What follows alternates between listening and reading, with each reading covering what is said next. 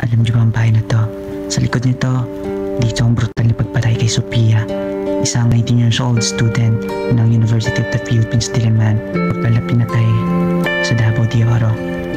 Pinagnakawan na pinatay pa sa saksak ng mahigit 30 beses ang 19 anyos na babae. So, bago natin simulan, kilalanin muna natin kung sino ba si Sophia Marie Conquelia, Si Sophia ay isang masipag, talinong estudyante ng UP Diliman.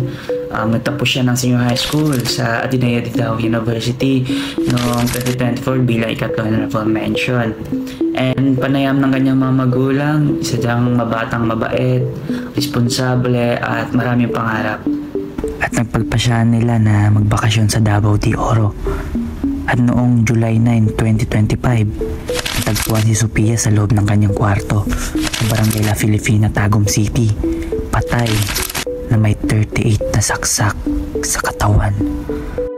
Pagkatapos ng krimen, nahuli naman ang dalawang suspect at nakakagulat pa ay dalawang minor de edad, isang 14 years old at 17 years old na taga Maragusan, Davao de Oro. Kaya nilang gawin yun, di ba? So, ayon sa pulisya, ang mga suspect ay mga batang lagilag at mga madalas na nasasangkot sa maliliit na krimen ng mga nakawan sa kanilang lugar. Hindi na kumpirma kung sila ba ay estudyante o hindi. Pero ayon sa mga ulat, dito sila pumapasok sa kanilang paaralan. Saro. Ang palan di Saro. Apelido. Patricio. Ikaw, dito kay kamuang aga. Wala kayo solo la. Wala. Mamu papa.